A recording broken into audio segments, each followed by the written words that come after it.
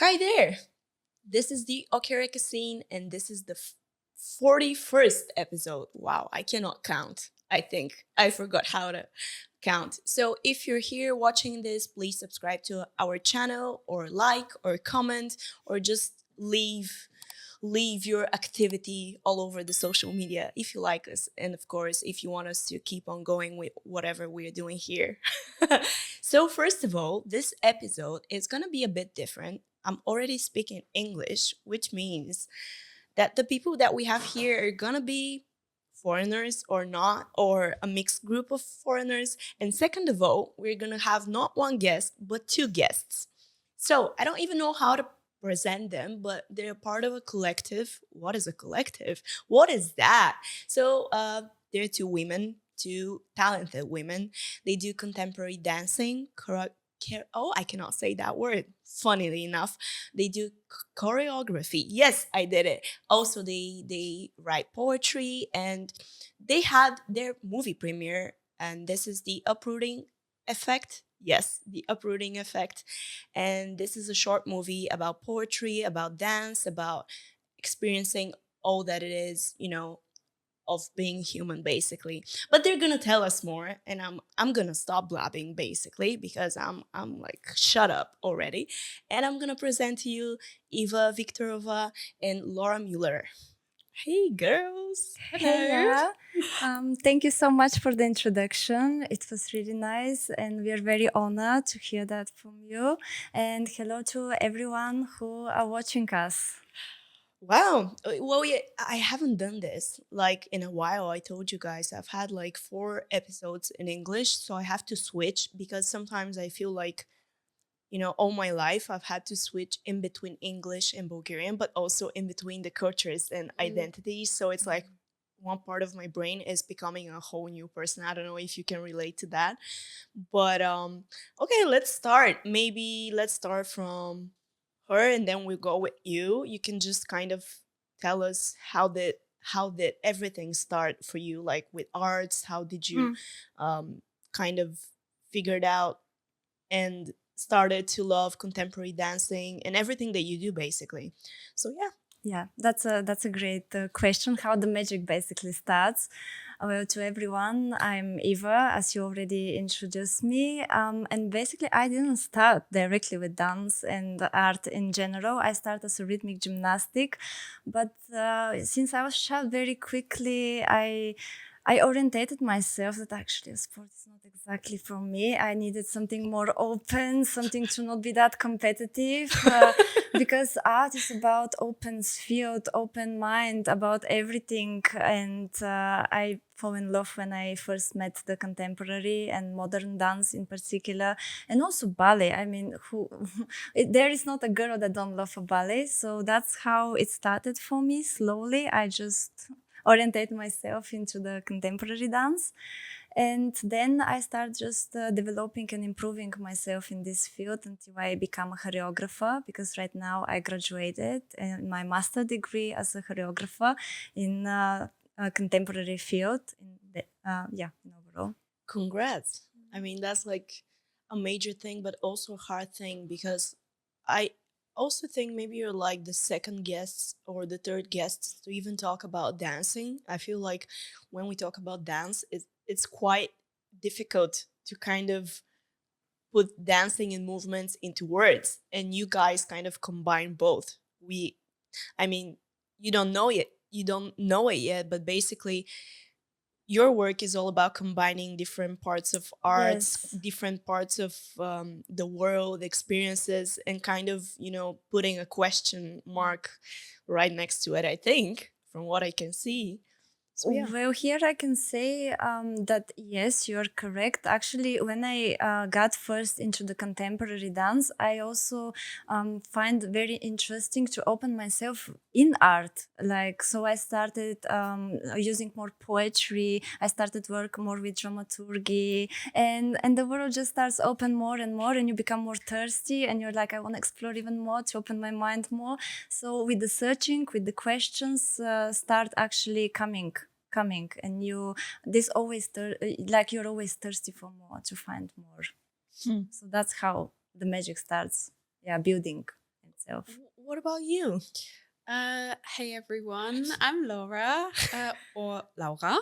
Um, well, for me, actually, it was a little bit the opposite of how Eva started. I started a nursery with clapping and jumping and movement, basically. And when I was 5, I started dancing ballet. And most of my childhood and my teenage years, I continued with ballet only. Yes. Wow. But at some point, I also had a feeling that something is lacking. Something is not quite there, is not quite fulfilling me as it should be anymore. And then after, basically after I was like 18, 19, I had an intensive dance year in Berlin, and there I was also trained in contemporary dance. And I was like, I think it just clicked. And I continued that afterwards when I moved to London. I studied at Trinity Laban, and now I got my bachelor in contemporary dance. And after that, I continued with dancing mainly. First of all, mainly with dancing and choreography. This is also how we met, actually, in 2023. Yes. And I feel when I also started exploring poetry and painting is that sometimes when you are forced to be in certain situations that you actually don't want to be in, and you don't really know how to indulge or how to express yourself anymore because certain things are just being taken away from you because of certain circumstances, I just had to find a way. And this was actually the moment when I started poetry as my main expressive medium, because during that time dancing was just not really possible for me. Physically? Yes. I'm asking because, I don't know, it's interesting. From my point of view, like I use, obviously, as an actress, I use my body to express what I mean. But also, I don't need my body to express what I want to express. But with dancing, your body is all that you have. Yes. Not your language, not your other instruments, just movements and how you express through your body. So when you don't have that, I imagine it must have been quite hard for you to kind of figure out a different way to, express everything that you wanted to. It is. I feel that also, especially when you are a dancer and when you're in full-time dance training, it is tough after graduation because nobody actually tells you what comes after. Nobody actually tells you that most of us, we just sometimes also can't just keep training like this because that's not life. You have to find different ways. You have to get a job. You have to try to manage your life differently. And it's not that all the job opportunities are around the corner. Like it's not, because usually even when you apply somewhere, sometimes you compete against 500 people. And it's not always just given that you are going to be accepted. And then most of those, in those cases, they are project-based. So some of them are 1 week, a few days. And after that, you start from the beginning. That's an interesting topic to go into, because I feel like most probably, a lot of things are the same for artists all over the world, but at the same time, we have different systems. The systems in Bulgaria for dancing and the systems in Germany for dancing, which I'm sure are quite different in terms of how the whole system is built up. So let's go back to Eva. Maybe you can tell us, because in 2020, I don't talk about, 2020 and the pandemic, but if we have to be honest, I feel like it kind of changed a lot of things, especially in the art field, because a lot of us were kind of doomed to the fact that we couldn't go out, we couldn't do performances, we couldn't even in Bulgaria, of course we only had three months of limitations and stuff. It wasn't that bad as in different countries, but it was bad for everybody, I feel like, especially for artists. So I want to go with maybe Eva, because I know that she published a poetry book in 2020, Yeah. which is like a lot. How do you do that, like during the pandemic, if we're closed and like, Yeah, it was a tough time. Even if in Bulgaria, actually, we didn't have that much limitations Exactly. as all around the world, but still we felt it. Because after that, after they opened everything, still the art was the last thing they opened, like theaters on the full capacity, or still the people doesn't wanted to go because this is not the first need places. So it's still it was more important the supermarkets, like the basement things, but not the artistic place. So it was hard for me because dancing is the moment when they limited me and I couldn't dance and I couldn't do my regular things which I do. It was like someone is shutting my voice. And I stay a lot of time at home and I start rereading again my old poems. And I was like, let me just, it slowly starts coming. And I was like, this drive. And I was like, maybe I need to turn it into something beautiful. This actually staying at home and not having the ability to using my body right now. And I was like, I don't want to have this year of nothing. And I just decided, okay, let me take myself into hands and let's start rewriting everything and finding the pieces together. And then the story just come because I just start feeling it with every poem. And that's how slowly the book starts coming of these 50 poems. Well, that's interesting because both of you mentioned limitations in different ways, but I feel like limitations kind of give us a lot because I feel like artists, they need limitations so they can kind of go through it and kind of figure out a different way to figure this out. It's weird. It's if you're put in a box, you need to get out of the box as an artist. Of course, as people, maybe sometimes limitations are a bad thing, but as artists, I feel like limitations give us something like a gift, So they tell us, no, you're not gonna write, or you cannot dance, or you cannot do this, and you cannot do that. And even as women, we're gonna even dive in that, like sometimes the whole system says, no, you're women, you cannot drive, you cannot do this, you cannot do that. And we're like, okay, here we go. We can do it, and we will kind of show you how we do it because you're telling us that we cannot. So yeah, let's go back to Laura. Yes. So just to mention also about the limitations here, I think something so needed for artists is being brave all the time, because yes, limitations, restrictions, circumstances that you find yourself in, sometimes day by day, sometimes month by month, it's to be brave to actually find a way how to deal with it, because I feel not always you can. Sometimes also maybe you don't have the abilities. But if you have, and if you're brave enough and curious enough to dive a little bit into the unknown, I think that sometimes it creates such a big change in your pathway that you just start noticing it afterwards, and not in the moment, but you feel later, you feel like, oh, like it's good that it was there, because it helped me to find a different pathway. And this was also for me the circumstance basically when I started writing poetry.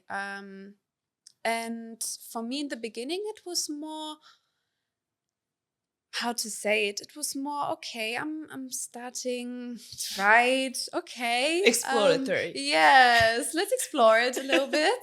But quite quickly it became something very serious for me, just also because it was related to the situation I was in, and it became my anchor, and I really found myself in it, because I was exploring a completely new identity in poetry.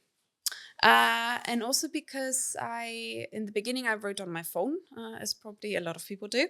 Yeah. But actually, at some point, I got a typewriting machine. And since then, and still going, I'm just writing on a typewriter. as a way of documentation, as a way of seeing the process in a different way. And it's also quite satisfying to type. The sound it creates is very nice and very calming. So it's also sometimes more simple, but actually knowing that it's more simple, it has specific rules. So, and when you actually know the rules, you can play with them. And that's actually very exciting, at least for me. So yeah, I started going into that. And with painting, I started when I done my bachelor degree. I started going into painting and capturing more the abstraction of nature. And it also somehow stayed. And I am still going with it and exploring at the moment more textured art, layered art, and it has been very exciting for me, and it's still going. Wait, because I want to find out, when did you guys meet? At what point did you meet? And where? And how did you even decide to come to Bulgaria? Because, like, yeah, it's not that weird at the same time because it's like the 21st century, you know? It's like a flight away, like an hour away. But Of at the course. same time, it's an interesting, I don't know. Like, how do you choose Bulgaria as a location? Like me, of course, I know, like, obviously, I was raised in Bulgaria, so I can recommend so many beautiful places. But if I'm looking from the outside, I'm like, how do you choose Bulgaria? How do you put a pin on top of it? Maybe Bulgaria chooses you. No. Who knows? Maybe you don't choose. You choose. Yes.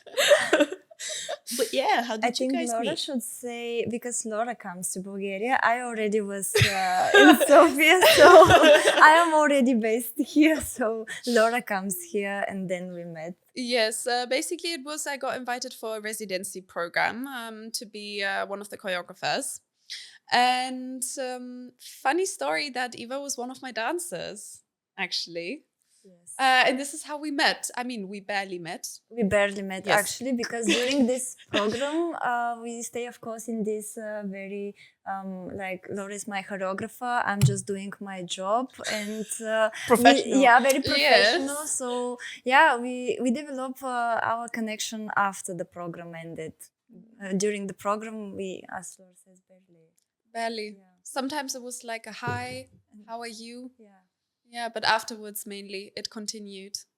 But wait, that's so interesting because you have two people that are so different, but at the same time, you have two people that kind of went through similar stuff and experiences in terms of figuring out how to express themselves, like, you know, dancing and then no poetry and then no dancing and poetry and then, you know, adding a lot of things and then painting and, you know, all of those things. Like, how did you get to the point of, you know, okay, we kind of match and we want to start creating together? Because that's always interesting, I think, when you meet somebody that is. kind of, you know. It is. It is. I truly agree with that. And when now I'm thinking about this moment and I'm going back in this moment, I'm like, what a strange thing is life. Literally, because two people, completely strangers, that they didn't know that they would grow up artistically and also individually together.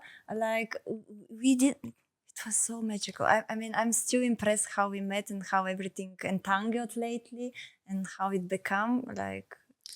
It was because, I mean, I can definitely say that we formed a personal connection first, because in the beginning it was, of course, also about sharing art and creating a space for us to also comfortably share our inspiration. But first it was a personal connection, and yeah, at some point we were like, yeah, should we maybe do something do together. something together? Everything goes very organically between us, and we just from the beginning we are sharing some poetry, we are sharing our inspiration as a choreographers, as a dance projects, and we just organically go to the next. Yes, and in 2023 in March we had our first workshops Or together. 2024. 2024, yes, 2024. Because in 3 we met. Yes, so no, that that's needs a to fair be point. It after. can't be before. Yes. Yes, it's a fair point. Yes, Good that we clarify that. absolutely. So 2024 in March. It's still in March. Both of you are like, it's staying in March. I'm confirming. Yes, we had our intensive workshops Yes. called Exploited Encounters. And that was the first time us being in the same room and Yes. having people there coming for us and dancing together, sharing the space, being sharing our art creative. with them. Yes. Yes. I have an interesting question that just popped up. So I'm not even sure. Okay, I'm gonna just dive into it. Like, did you at some point, that's a question for Laura, maybe for you as well. Did you at some point kind of discover a difference in between how people move in Bulgaria and then how people move back from where you are? Like, did you discover something that was intertwined and was a part of the body without people realizing it? And you maybe like being an outsider for some time, maybe you saw some stuff or maybe you didn't. I don't know. Did you? Yes, but I feel the dance language, yes, you sometimes find similarities. It's the same as if you would be in another country because dance is influenced by culture. It's influenced by what is actually going on right now, not just only in the country, what is going on in the world. And also depending on your values and where you're coming from, it just shapes you, how the way you move. And and I think in general, that's something very interesting also to see. Yeah. Yes. I can say that sometimes you can see when you are going to different countries and you're trying workshops there, or even you are staying as a resident and you're having more longer programs. Mainly in this culture, you can see the mentality is different, how people perceive it, how fast they got open. Because in Bulgaria, it's still have a how to say it, more place for development, more place for self-growing, so people can be more open-minded, like they still have what to take about this. I mean, I don't say that people are not open-minded, definitely, but in the dance culture, because Bulgaria is a small market, Bulgaria doesn't have that big a market as, for example, if you go in UK or another biggest Western country, for example. So definitely here, people take it some things for granted, because they think that every open call is going to be theirs, something that you're not going to receive in another country. So there is plus and minuses in every place. I think also one of the interesting points for me is that because it is a smaller market, but you have a different support system. It just operates differently. Which for me is very interesting because I have been in London. Like, yes, of course, there are people who know each other, there are people who are already established, but as an emerging artist, it's a tough one to take in because there are so many. I mean, it's also a huge city, and it's the same in Berlin. And when I came here, it's just was for me exploring a completely different supportive system. Exactly. And people react here so differently, and that's something to take in. Like, Yes. it's very interesting. In a good way or a bad way? In a good way. Or both? I think you can't really say like could be good or bad. It's just in a different way. So indifferent doesn't mean it's good or bad, you know? Essentially, I would say. I don't know. I went to Berlin last year and I found something interesting. I'm going to start talking about culture. So in Bulgaria, when you walk into a supermarket or whatever, people are so grumpy and super like serious and, it's a thing. It's a cultural thing for sure.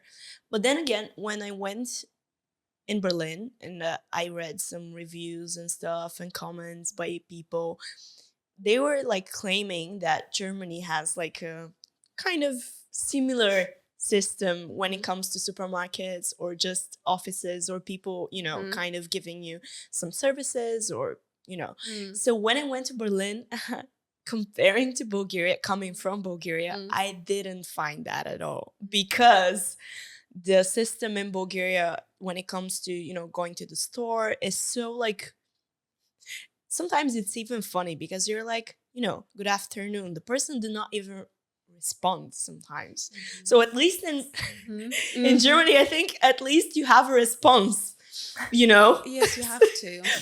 Most of the times you have a response. So I'm interested, which of the systems would you say are intertwined, culturally speaking, when it comes to dancing even?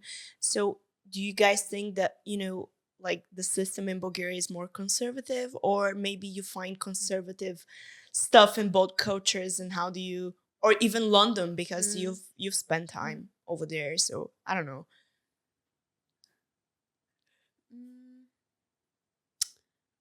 Well, well, are you gonna be correct? Politically correct? Well,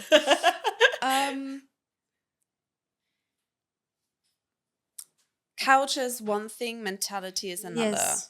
Yes. Like, because also even when we talk about Berlin, Berlin is a very diverse city. It operates so different than when you take the state around Brandenburg. Yeah, completely different. Completely different. People how people behave, how people talk to you is already so different. Because also nowadays Berlin is more like an international city. Yeah. So it's a little bit a different part of Germany, like in itself. But I do agree that certain things in the culture, they are just because German people, they are very, you have to be polite and you should show respect. That's one of the key elements my parents taught me, how I have been raised. And German people show it a lot in like being mindful about their surroundings, of where they are going, to always leave space for another people, and you know, to not just be in the way. Not in Bulgaria though. Yeah, I don't want to. Well, this is the truth. I don't want to, like, you know, try to kind of cover the truth. Yes. This is the truth. Yes, and truth is part of, you know, creating art, because you have this perspective and that perspective, and it is explained by so many things, cultural and historical and so on. But we have to look at the fact and kind of, you know, explain it and look around it, kind of, you know, I feel like just kind of create a circle and just go around and look at every different point of view and why that is. I think, I don't know. Yeah. You can tell me, you've created... Well, as I said earlier, definitely I can feel that it's a little bit still more close-minded, this part of Europe, like more the Balkan part of Europe, especially when we talk about art, because not all the people are very open for more, for the biggest diversity in art. For example, they are more for classical, like plays in the theater or even ballet, but they are not that if they see something that is very immersive and contemporary. I'm gonna keep quiet because I have a lot to say on the topic. Exactly, because the audience is very small, right? And there is not much people who would just come very free to watch you, so you don't have that biggest audience here. That's why I'm saying that the market is very small, because in some moments the market is only Sofia. And that's already, sometimes it's a little bit sad for me, because even now with the movie, when we are considering should we go in another cities, we are really thinking, is there anybody who wants to attend? Yes, because having a small market, and especially in the country of the Balkans, when they're a bit close-minded, not that open yet for a big art or for a different art forms of art, because it is a fact that in the province of Bulgaria, it's even more difficult than in Sofia. In Sofia, at least you have some people already. I haven't really thought about it, because when it comes to theater, I feel like theater is a form where you have it and it's kind of accepted by each and every town, even if it's a small town. When you kind of... It's true. But I will tell you why also it's not true. Because in Sofia, for example, sometimes come international actors and they do some other projects. Workshops and projects. Yes, and people really attend to going there. But in the province, the theater is mainly an old place with the actors that are very established in Bulgaria. But that's what I mean. When it comes to theater, like the classical form of it, like the government one, a lot of cities still have the tradition of going to theater. But this is a bit old. if we speak about the new I know. wave, I'm for not talking example. about the new and the Yes. old. I'm just talking about Mhm. theater as a form. But when you get like when you have something like dance, I feel like with dance, it is way more contemporary than theater as a form. Yes. As a form, as like because you don't speak, because you don't have words sometimes, most times, not You every can have case is like spoken that. words, but yes, Yeah, yes. I mean, you guys are doing like something different and kind of trying to combine different techniques, different forms of art. It's much more harder for understanding, and that's why less people would come to. Yes, because I in get your theater, point. yes, you have the dialogue, you have the appearance, and you would understand the storyline, so you would be more open to go to theater, right? So of course you would not Yeah. choose just a dance performance, because you would be like, yeah, but this is just something very abstract. Is it for me actually?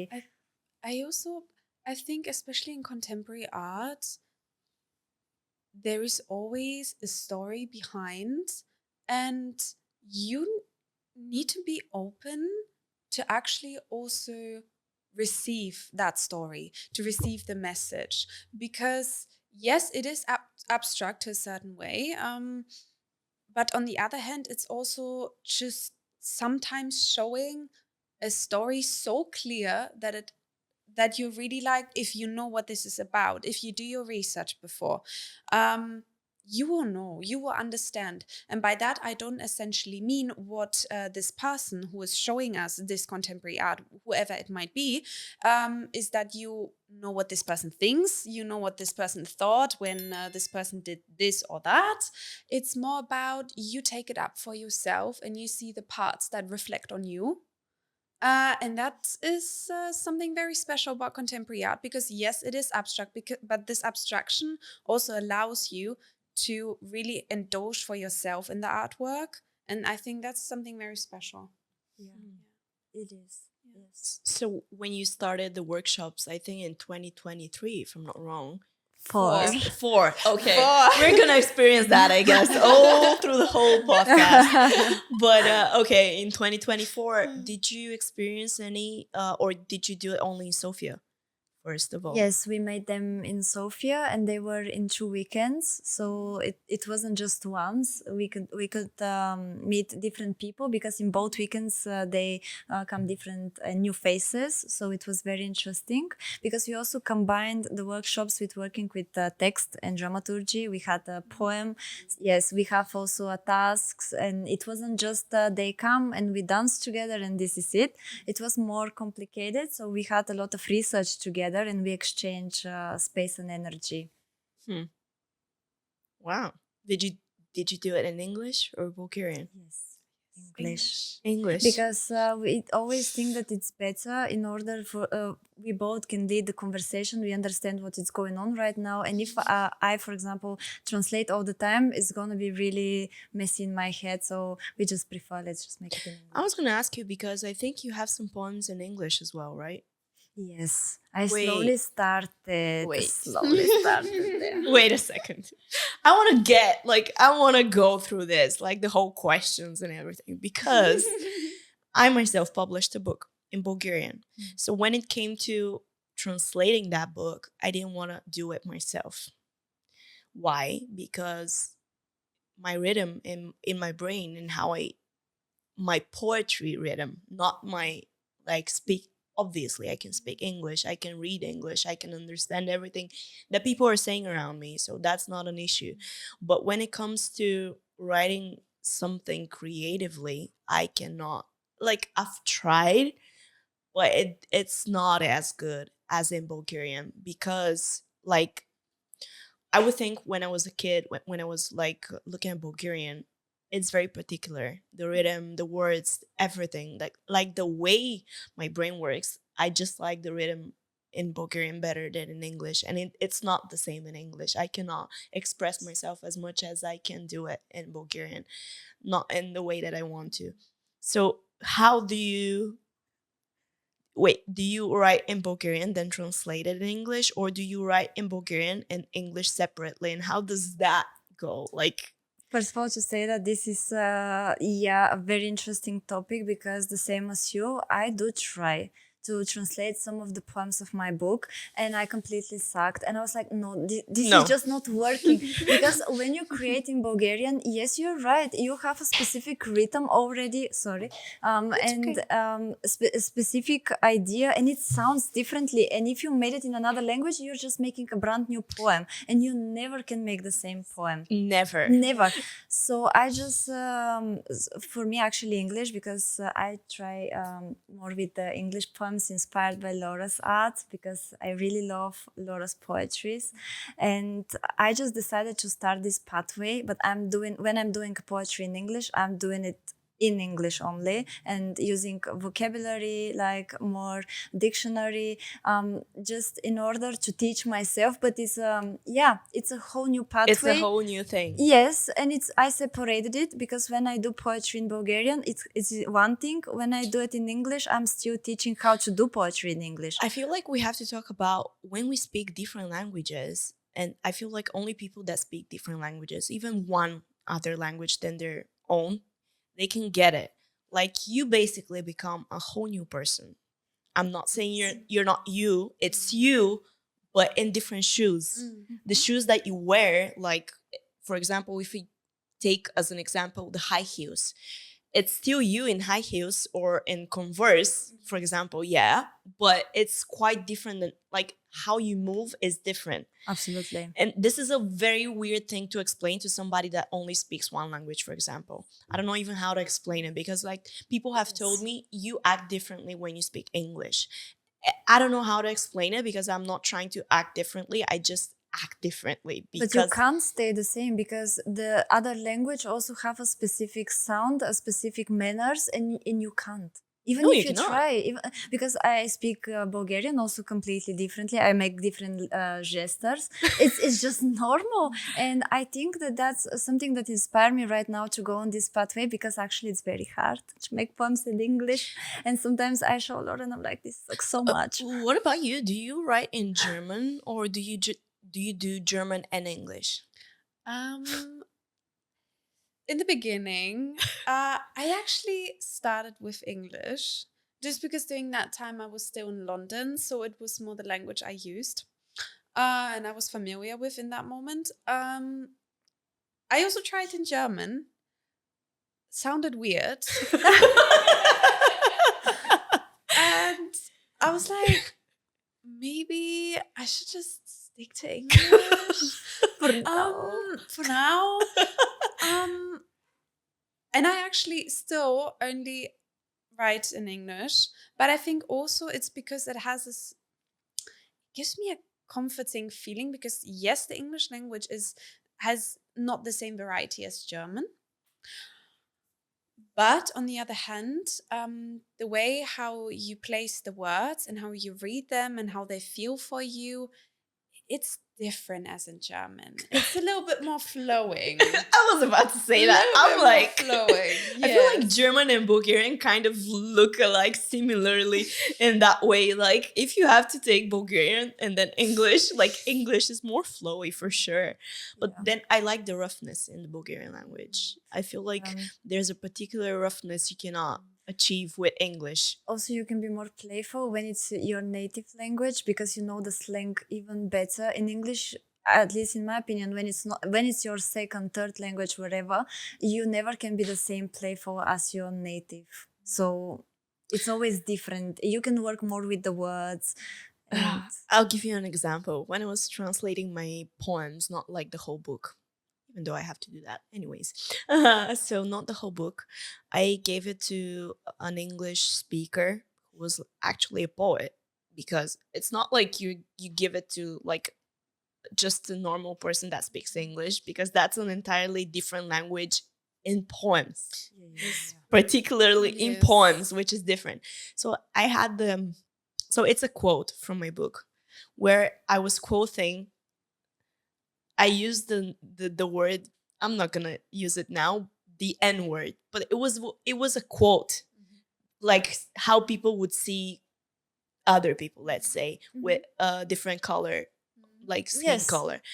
And then my translator removed the word, the N word, and just kind of used the word black.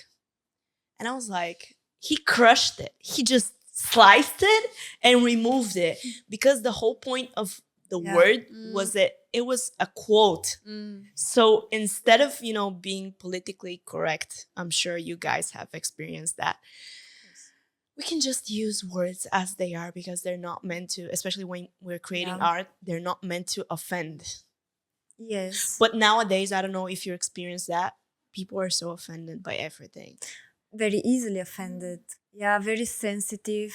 Yeah, I can say so. I mean, not all the people, of course. I don't want to put all of them into a label or into a frame. But yes, nowadays people more easily get offended, and you need to be more like patient and when you speak to someone you don't know, for example. What would you say is, do you have to censor yourself when you create? Censors? Yeah, to kind of put a sticker, for example, like not say or do what you want to do, and some maybe kind of change it so that it's kind of acceptable by people.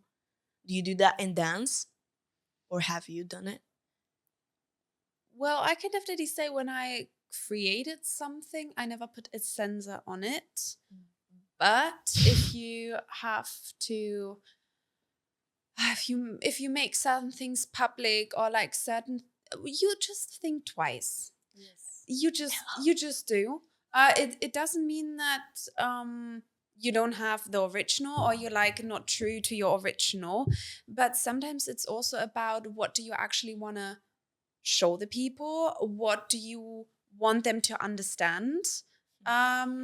So I always more question myself in this relation to, what do I want that the people get from it? So I make my censor based more on that question, I would say. Yes. Because when we create art, I would also agree that we stay very authentic and we don't put any censor on top. But for example, if we are gonna apply with this art somewhere, it depends where and for what we are applying. Is it something for the government? Got it. Yes. Got it. Well, you wanna honest answer, so I have to say it honestly. Yes, you can't. You don't lie, but you can't fully stand behind yourself and your art and still be accepted. Sometimes you need to adapt a bit, or to make the things more acceptable for the certain project. Doesn't that suck though? Oh yeah. Yes, and it's very sad. Yeah. It is. Because it's the 21st century, for God's sake. And we're supposed to be able to like say stuff or experience stuff or create art without putting a censor there. Yeah, actually, the first time when we even we spoke more openly about it, it was the previous year when we tried to apply for the National Fund in Bulgaria, and we felt we felt exactly like this, and I questioned myself so much during this time. It was tough because you need to put yourself into so much limitations and labels. And me and Laura, we are not people who want to be labeled. And we were like, this is not for us. It was really tough time. Oh yeah, I do struggle with those labeling a lot and putting yourself in a box, especially when it comes down to funding programs. And I'm like, Eva, are we in this? Yes, we always ask ourselves, can we make it like this? Yeah, can we make it sounds like we're in this? So because we touch it from the surface. So maybe we the topic actually maybe it's there. Yeah, so we just need to make it a little bit more building up here. So it actually works. Because at the end of the day, I mean, we all have our ways of, especially when it comes down to funding programs, how we do it. And I mean, it's not that big of a secret that we all just sometimes have to adapt certain things. Because at the end of the day, it's worth to also receive the money, because at the end of the day, you know exactly. I mean, you're not an artist to be a millionaire. Yes, I think it's pretty clear.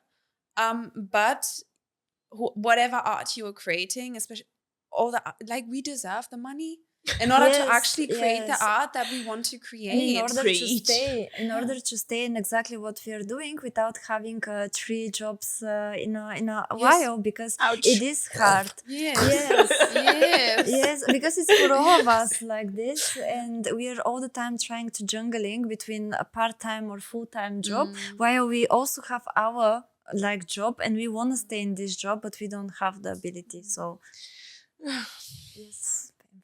Yes. A minute of silence. Yes, to all the funding opportunities. Yeah, for all the people who actually apply for funding, you got it. Especially we are in with Bulgaria. you. Strength and support. Stay consistent. Yes, stay consistent. Be patient. Keep going. And have a lot of tissue for your tears. Oh yeah, Later. a big box. Because in the end, if you're not lucky enough, they just says that you're not in the label, and you're like, maybe a wrong label here. Yes. Maybe. Next time, let's try something new next time. All right, let's talk about uprooting effect. What is that? Like, I know it's a movie, but how did you create it? How did you first start to get the ideas for it? It is a movie. Talk. This is what we can agree. Yes. It is a movie, and it's 31 minutes show dance movie, which we totally doesn't expect it. 31. Yes. Because when Wait. So that's a long short movie. it seems like It's on the edge. it's On the edge to a middle length movie. So it's yeah. but for us it's still somewhat like a short dance Yeah, movie. yeah, we we still feel it feel more it's like a short short. dance movie. Yes, Yeah. but we started with the idea it's gonna be a short. Somehow turned Turned longer. Yeah, Turned out longer than expected. so much material. Yeah. Did you guys edit it? How did you go through the whole process of editing? No, yeah, we are the producers. Yes, Good and for we you. are also the choreographers and almost every other. Directing the- it. Yes, Writing it. yes, writing Yes. it, making the script. Yeah, Yes. yes, the PR and communication later. Yeah, almost. Yeah, these parts of the movie we take, but no, we don't work alone. We had a beautiful team and a lot of dedicated people that help us through the process. As for example, our director of photography and later editor and colorist, because we know how we combine nowadays. This is Nicola Gilmezov, and he literally come with us on this journey to make it possible. And not only we worked with the people from How to Babushka brand. This is Veronica and Konstantin Vasilevi, also Iveta Zareva. She's our makeup stylist. Michael Wolf from America. He makes our music, the soundtrack of the movie. And yes, our dancers, not of course, our cast. Yes, our characters. Yes, our Yes. characters. That's Ekaterina Veleva, Petya Vasileva, and Anna Evans from UK. So wait, you both choreographed. Wow, I said the word. The movie without Yes. being in the movie. I mean, like a part of it. Yes. So how was that? It was a journey. Yeah. I would say a quicker journey than expected. Just because me and Eva, we were having, like, we are the producers, we are directing it, we are writing it, we are also the choreographers and trying to manage a lot of positions at the same time. And sometimes that requires that certain things just take up more space than others. And for the choreography, it was more, I'd say, like at some point I can say first we needed to do the actual job first to Yeah. create the movie by itself, to make the script, to make the idea, the concept, to even find the cast, because all the administrational work actually takes a lot of space. Oh, tell me about it. And there was a point when we already start missing being more creative, and we were like, when we're gonna be just choreographers. But this was most in the end stage before we start the production. Yes, so this was the last stage of the pre-production. Yes, first we start from a poem, because uprooting effect is based on a poem. On your poem? No, hers, Laura's right? poem. Okay. Yes, Laura can say. It's divided. It's not divided. It's into 3 parts, right? Yes, it is. It is. Actually, I wrote this poem in 2023, I think. Yes, we can agree this on the time year. we can agree on this. And It first started as something very just like, you have some thoughts and you're trying to write them down on a piece of paper. Well, the first part, it goes into natural structures and the element of air. It follows basically the air is the wisdom of when the air comes. It's about the wisdom of learning and growing, and also something that we have everywhere around us. We breathe, right? We breathe air, and sometimes that's very invisible and unnoticed just because it's so natural for us to do that. Or unnatural, if we're not breathing the right way. That's also true. That's true. I know. So it goes, this first part goes into that. The second part goes into energetic entanglement. It goes into the duality of closure and distance. It's a lot about knowing and not knowing, and what is actually also needed for you to know in order to do exactly what, for example, is expected of you, or for example, what you see, what you pick up.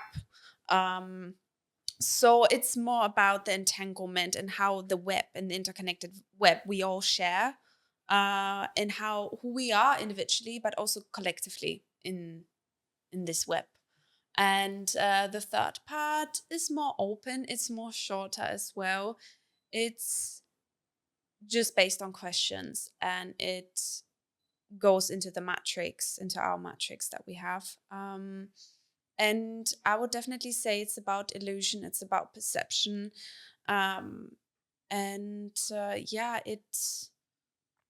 It's not that flowy, I would say, as the first or second part. It's more like, okay, we know this by now, and this is the question we have, but without giving essentially an answer, to leave it more open. Do you have like audio which is based on the poem, or the poem included? The poem itself included in the movie? No, we don't. Wow, we don't. That's interesting. It was more for us the starting point. Yes, it was the starting point, and definitely the movie is also going through 3 chapters. So we are following the idea and the concept of the poem, and we use it for a big inspiration that we put into the script. So the whole storyline is based on this transformation and questions and destruction, like life, death by itself, and yes, all these topics combining together. Because when I read for the first time the poem of Laura, I really was like, wow, this poem has so much potential because it's so playful. It's so giving. It's also open. You can take it with different directions. And we both decided in some moment, actually, yeah, let's have something about it. And that's how we decided to go for a movie, so we can say a story. So we can use actually the poem. That's so interesting. So basically, instead of having a script, you have a poem as a script. Oh, we also have a script. Yes, we also have a script.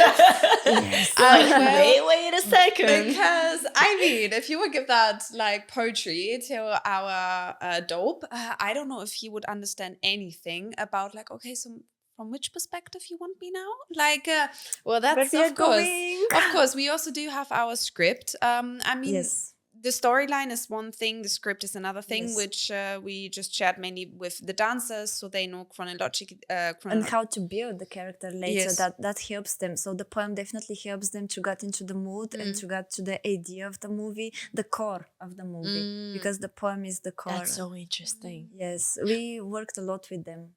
No, because when we did the movie, the short movie after my book, I feel like we guys have so much in common. We had dance as well inside of it. It's only 10 minutes.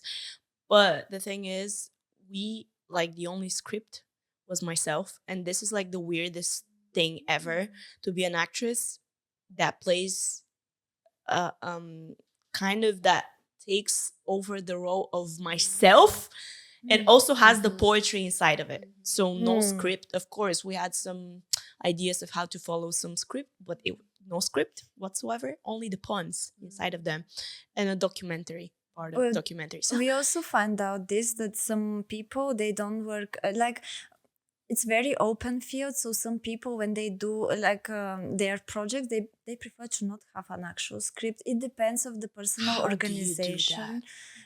Because we saw, we made a research when we started the movie because it was our debut movie and we wanted to know how exactly we have to do every stage of it and every part. And yeah, some people don't use an actual script, other people make a very detailed script. So we just decided from our side what's going to work for us best and how we are going to feel more confident and calm during the process.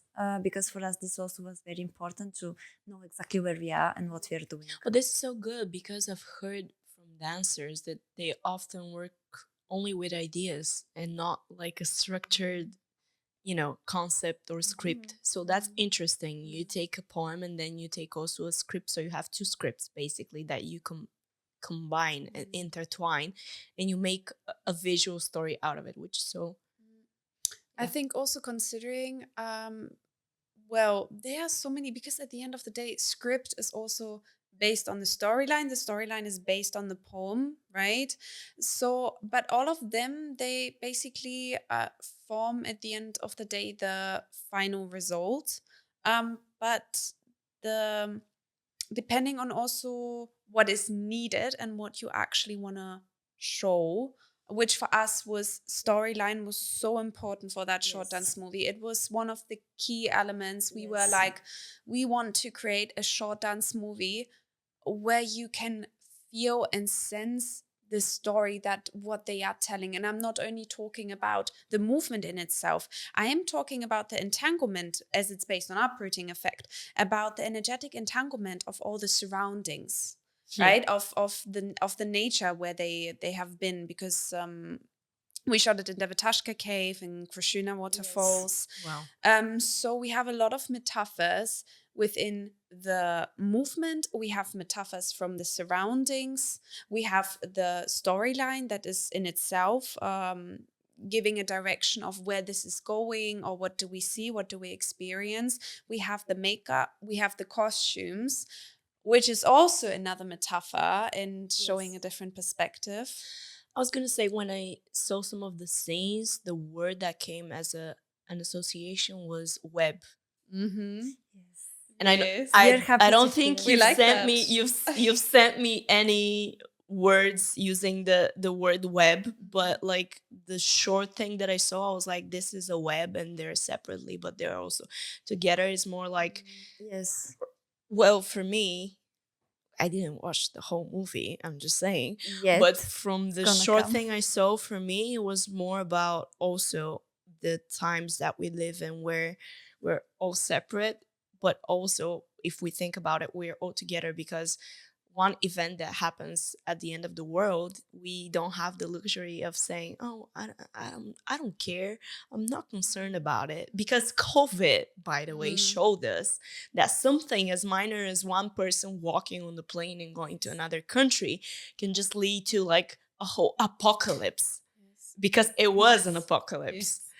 So like, some people are saying that we are not connected, but at the same time, if there's a fire inside of your hometown, you will be affected. It's like that. It's that fast. Absolutely. Yeah. It's that fast. So it's interesting. Yeah. What do you think about social media, by the way? Social media. Well, the reason why, also another reason why we decided to go for a short dance movie, also because the world right now is very digital. And of course, everything is in the social media. And this is a platform that, for example, while you have COVID, if you have a short dance movie or a movie in particular, you're already be more reachable from people because they're anyway at home. So it's the same. And right now, everything is very developing in front of our smartphones and computers. So everything is more accessible. And that's why we also think it's good to use the benefits, because anyway, it's going there. Either people accepted it or not. No, I totally agree. Like, it's so, digital art is something that is already there, but still there is room for experimentation, there is room for interpretation. And for the both of us, as our debut project, it was an exciting and so interesting journey to create a short dance movie. And I feel because we spent like around a year on it. And you somehow feel that 1 year could also have been like 10 years.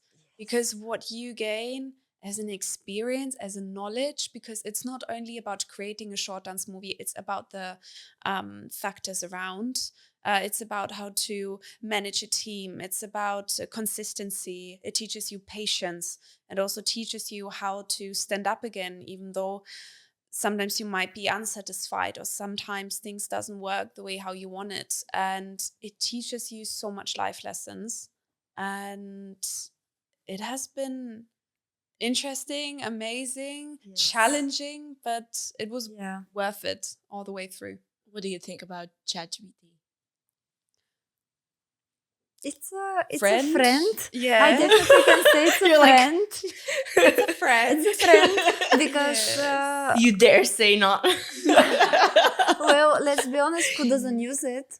Even for the dumb things during the day when It's interesting because I started using it maybe like a month ago with really small things. Yes, I'm still afraid to use it. So Although it's quite interesting, but I'm still afraid to use it. so you're still on the level of like just sometimes. Not Because- even sometimes. Oh. It's like once a month if I do Oh. remember. Still, I'm still on that stage Mm. because I still have this thing where I'm like, is this safe? I mean, it's interesting. It's curious. I can do my astrological chart, yes, and figure out some dumb stuff. But is it safe though? I'm like, not sure about it. well, definitely there is a thin line, and it Yes. depends how you use ChatGPT. And if you go out of this thin line and you use it for actual things, like really deepest things, already doesn't work. But if you use it for more help throughout your work, sometimes when you need to organize something, and for example, to help you with the right structure, it can be very helpful because it saves some time. At least in my opinion. Yeah, it also helps you a lot of times for research. It's like if you want to know something in particular, like ChatGPT, a friend. Come on, let's go. Let's try. Let's have a journey. Yes. It was interesting because one day I tried to ask it just by looking at my info online, what would it think that my challenges are as a person? It was so interesting, and let me tell you that you're like, you can figure out that by just looking at the info that you see online. I never tried this. It's a bit spooky, I'll tell you that. That's why I'm like, this is very interesting, and my interesting, curious brain loves it. But at the same time, I'm like, this is a dangerous territory. I feel like within like 10 years, so many things will change like this because of it. Like already, it's been what, a year? Yeah. And this is just starting. This is just starting. That's why I made my graduation diploma performance based on artificial intelligence inspiration, because for me it was very important to research it until when it started actually being more innovative and right now growing. So it was for me very interesting to go and to deep dive into this topic. I think it's gonna be coming. interesting when we start combining AI with performances and They dance. already do a lot. Yes. Have you seen some stuff?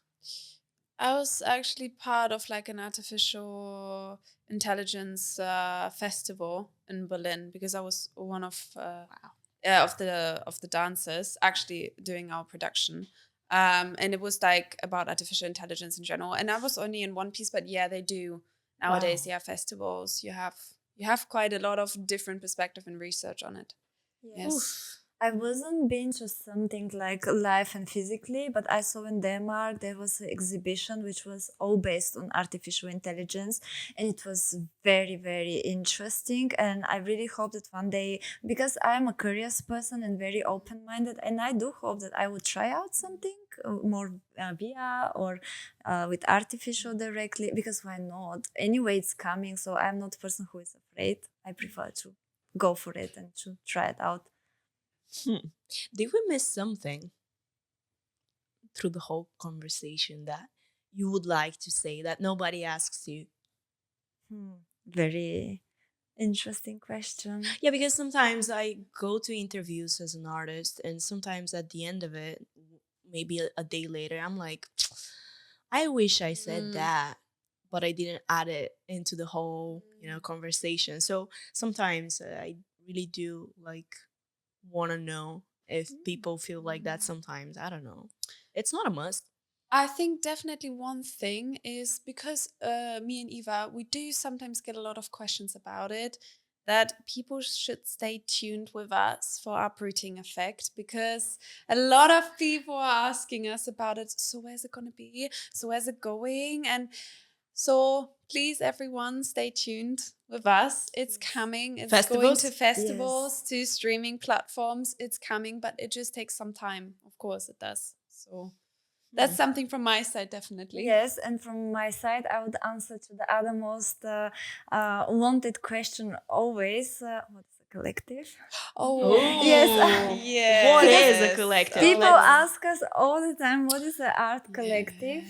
So I would describe it shortly. Basically, when we met each other and we start growing together artistically, and we decided that we also want to put our work into something and to make a common, we started with the Instagram profile, like a common platform. We were researching what's going to fit to us. And as you know, we don't like labels. And having a dance company, for example, you're already labeled. Yeah. And you're already into a frame of something. So that's why we decided to go for an art collective, because this is very open field and you never know what a project we can go for. And we want to stay brave and open. So that's why. Yes, because it also reflects pretty much the nature of both of us, because we're not just one thing. We are here and there. We are trying out new things. We are more into this one topic at the moment, this one art medium, and then we change it up again. And collective just allows us more to have the freedom of what is it going to be. It's more about interdisciplinary art and working with different artists from different fields together. And not to explain yourself all the time right now in which label you are. Beautiful. So cool. Yeah, I feel like that as well.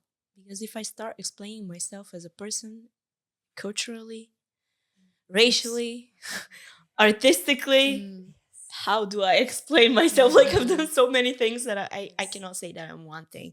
So I feel like, removing or breaking boxes right now and kind of coming out of them is the best thing. So like, there's so much freedom in that. Yes, I agree. Especially artists. I think artists don't like to define themselves that much, because in the end, you're also growing with your art. You're not staying the same person. After every project, you're completely different. And that's how it has to be. That's why we are in this field. And we are changing. We are always shifting and changing. And that's changed with us and our interests, our personal topics. And that's the beautiful of being an artist.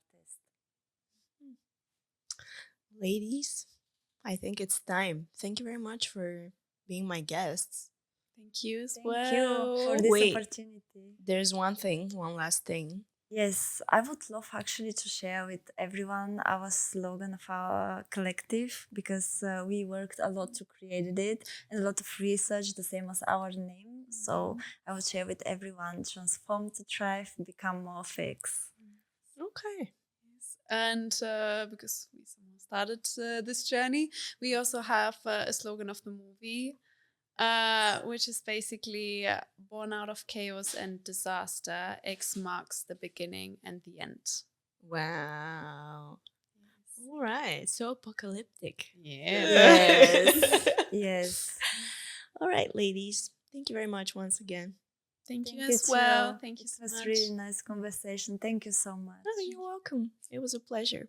For us. All right, guys. I guess thank you very much if you stayed until the end. And I mean, you know it. Subscribe. There's a button over there.